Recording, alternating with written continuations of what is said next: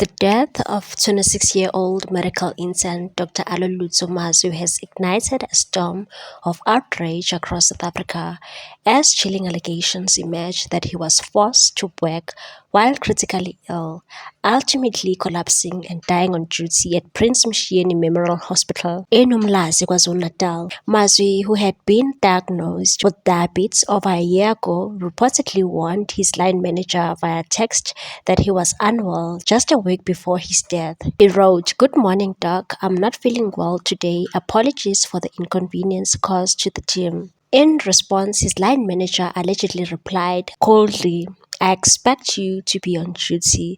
These shocking revelations have become central to an independent investigation launched by the KwaZulu-Natal Department of Health. Spokesperson Nathi Oliphant confirmed that senior officials from the department's head office had visited the hospital and initiated a probe into the disturbing allegations of workplace mistreatment. Dr. Mazwi's sudden death on Monday has rocked the medical fraternity, with unions, political parties, and healthcare professionals demanding justice and systematic reform. The Public Servants Association (PSA) described the intern's passing as a devastating culmination of abuse and neglect at the hands of senior staff.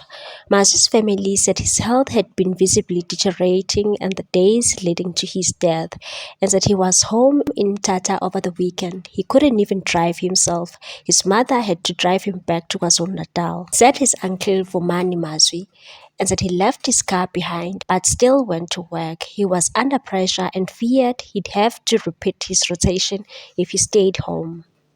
The family revealed that Mazwi had been scheduled for medical admission on the very day he died, but pushed himself to report for duty after allegedly receiving threats regarding his rotation. He complained about the toxic environment multiple times. It wasn't just about workload, it was about ill treatment and unfair labor practices by specific individuals. His uncle went on to say that "We are broken.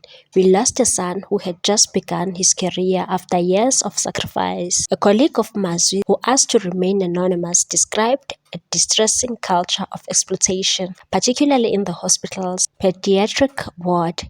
He said he collapsed twice before this. He was very sick and others had to cover for him. Even when he took sick leave, there was no compassion, only threats. According to the colleague, the pediatric rotation is notorious among interns for its hostility. Interns dread this ward. The abuse has been going on for years. We've warned newcomers to avoid this hospital if they can. The PSA has long warned about the harsh conditions at the Prince Mshieni Memorial Hospital.